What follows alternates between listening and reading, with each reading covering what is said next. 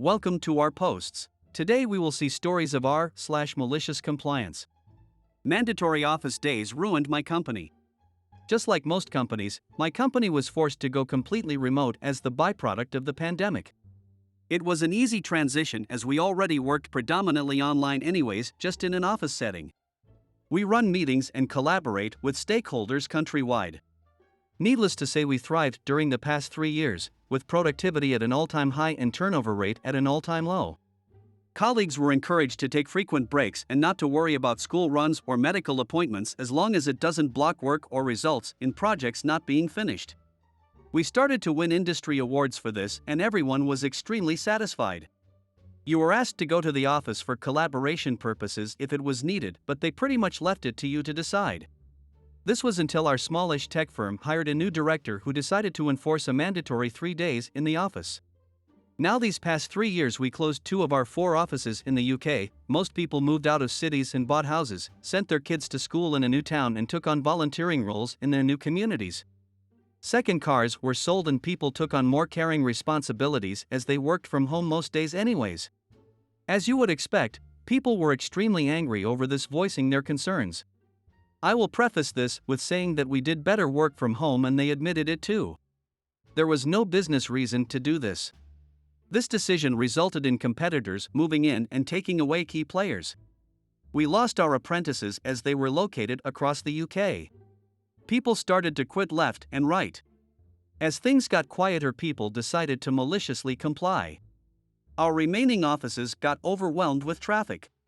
People could not find a desk to work, so meetings got delayed. People refused to work over their contracted hours or take on extra responsibilities.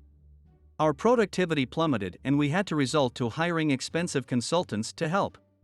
Internal satisfaction surveys were so bad that they refused to publish the results.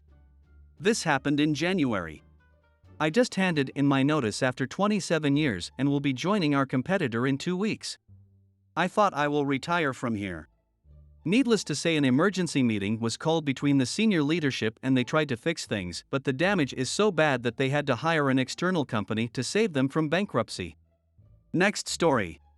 You're so obsessed with how I dress that you're going to involve HR? Alright, let's get a supervisor involved and see how that goes for you.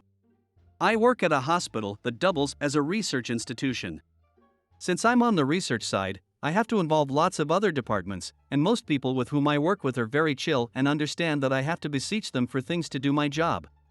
I'm one of those she can go 100 hectares on a single tank of kerosene type of people, and I'm very on top of things, for which my coworkers value me. However, the one place where that camaraderie breaks down is with some of the nurses who work in my specific clinic, focusing on one particular disease. Honestly, I've done a good job making most of the nurses like me. I bring them homemade treats sometimes, and I'm always extra friendly and approbative with them.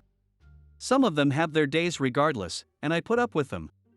Right after I first started working in that specific clinic, unfortunately, one nurse in particular, let's call her Bitch L, had decided that I was on her blacklist. Bitch L hates doing work. She's like a kid playing Xbox when their parent asks them for help with groceries. She'll moan and groan, and if she helps at all, it's with an angsty indignation. I needed a series of blood tubes drawn in clinic for a patient one morning. Instead of down in phlebotomy protocol rules more complicated and stupid than it's worth getting into here, and Bitch L was the only nurse available.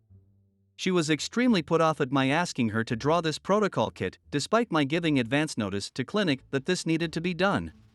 She clearly did not want to leave her computer, which was not open to anything work-related, but she begrudgingly went and drew the tubes. She was unnecessarily profusely thanked by me, just for doing her damn job. I came back down later to get a prescription signed for another patient, and a different nurse asked me what I'd done to upset Bitch L because she'd apparently been going off about me to anyone who would listen. I explained what had happened. The other nurse informed me that Bitch L was pissed at me, and also felt my outfit, a white medical coat, a modest blouse, work pants, and high heel boots, was too provocative. What? I just decided to let it go and try to avoid Bitch L as much as possible. This did not work. I kept running into situations where the other nurses were busy seeing patients. I was forced to walk back into the nurse triage room, which is off limits to patients, and ask Bitch L to draw 2 more of these blood kits in the next month. She was never happy to see me, and she was always wasting time on her work computer when I entered the room. Maybe 2 or 3 days after that last kit draw, my supervisor called me in her office to discuss my presentation. She very nicely, and with pity in her voice, told me she'd received a report about my dress habits in patient-facing spaces. She said she personally hadn't noticed anything, no crap, but was obligated to discuss this with me anyhow. I assured her I had no idea what she was talking about. I thought about confronting Bitch L, but decided not to because, loose cannon and whatnot. After a brief reminder of the dress code, I figured that at least it was over. It was not over. 2 weeks later, and I hadn't even asked anyone to draw any kits. In the interim, a formal report was filed against me for my conduct in clinic. This went to the hospital and then my supervisor, who, even after reading the report, seemed totally clueless about what it could mean. I explained what had been happening with Bitch L. But then my supervisor told me a second person had reported this as well, on the same day as who was obviously Bitch L. This time, it was a patient.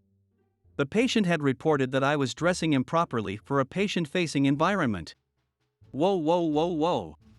I asserted that I wasn't, but I was nonetheless put on probation, which meant that my supervisor, against her will, now had to come with me when I saw patients in clinic for the foreseeable future, and a nurse manager would have to accompany both of us when she was free, since I was dressing provocatively in patient-facing spaces and that was her domain. But as you can likely guess from her browsing habits, Bitch L was not the sort of person who needed more supervisors in her area.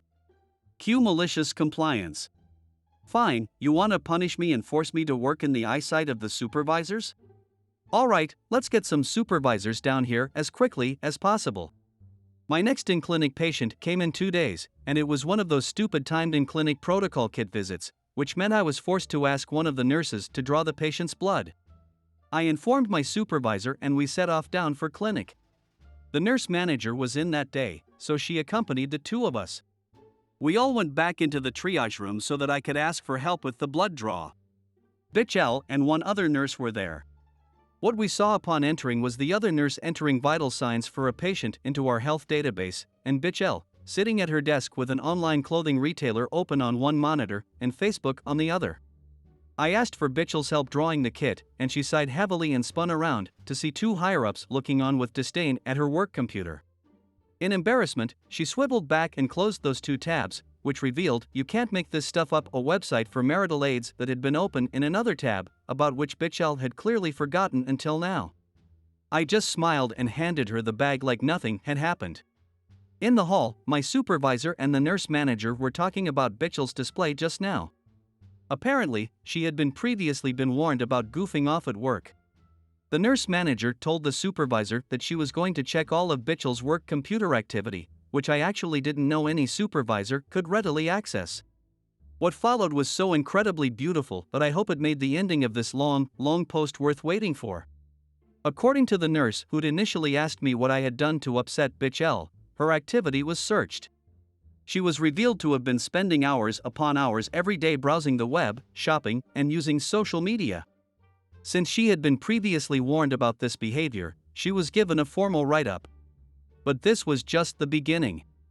The day after the three of us went down to clinic, my supervisor called me in her office again. She told me that Bitch L had fabricated the patient complaint about me and posted it from her work computer. How did they learn this? Oh, that'd be because she saved a draft of the message that reported me to the hospital, and she'd accessed the patient complaint and comment webpage the same day. My supervisor sincerely apologized for the hassle and told me I was no longer on probation. As for Bitch L, apparently fearing the worst, she put her 2 weeks' notice in the same day after getting wind that she was in some far more serious trouble. For reasons I will never understand as long as I live, the hospital chose to let her quit after 2 weeks instead of firing her on the spot. Maybe they knew what a nightmare she was and were comfortable letting her quit on her own accord. It's not as though she was due to glean any glowing references from this experience. Maybe they just wanted some extra work. Our clinic was very short-staffed for nurses at the time. In any case, they chose not to fire her and let her quit on her own. On Bitch L's last day, I ventured down to the triage room to retrieve some outside records from their printer. When I entered, Bitch L was alone and browsing Glassdoor. I unbuttoned my white coat and told her, "Hey, good luck with your next job." I hope the employees are less provocative. She slowly spun around with a scowl on her face. Then I lifted my dress up to my neck, flashed her my bare tits, and walked out, and I never saw Bitch L again. Next story. Professor is forced to do a speech, complies to the max. Back when I was in high school, a long time ago, whenever an important date approached, Independence Day, etc., we would line up in the courtyard and would have to be standing still as in formation, and one of the teachers would do a speech about the date and the importance of it.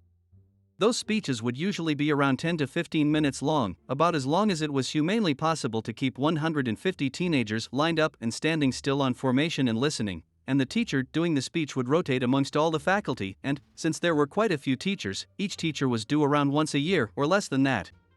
There was one notable omission on the teacher's roster. The mechanography teacher, this would age the post really well I guess, never did a speech, never, let's call him Mech. He would always refuse and get away with it for whatever reason. In around 30 or so years teaching at the school, it became famous that he never did a speech. Until this one day when I guess the dean got out of bed on his wrong foot or whatever and he absolutely demanded Mech to do the speech. There was no way to get away with it. Mech would have to do it, his first speech in 30 or so years, at the school.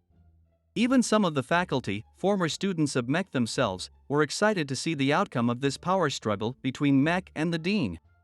So we lined up at the courtyard, 150 students, 15 to 20 teachers, etc., etc. And Mech took the stand and the mic with, definitely, a smirk of malicious compliance in his face. And he delivered. More than 45 minutes of an absolutely drowsing speech, telling every single minute detail and fact about the date in question. For the students, it was destruction. Having to stand still and silent for almost an hour, failing to do so was one of the most punishable offenses, trying not to fall asleep on our feet. The dean tried to stop Mech twice. The first time, Mech just completely ignored the dean. The second time, Mech just plainly told the dean, "You wanted me to do the speech, deal with it," for the whole audience to listen. Around 30 to 35 minutes, some of the older I don't give F anymore students started shouting things at Mech, not hurtful things, but colorful commentaries about the speech. We started laughing. Mech carried on as if nothing happened. Dean tried to take the stand to demand silence. Mech denied the dean, saying, "I'm not finished yet." That day we lost probably 130 hours of teaching time. We ended up hating Mech for the torture he put us through. When he finished, the dean had no choice but to give us a short unscheduled break before returning to class. Over the years, I realized what an absolute masterpiece of malicious compliance Mech delivered. Mech never did a speech again at the school. I hope you guys like this video. If you did, make sure like, comment, share and subscribe the channel or posts.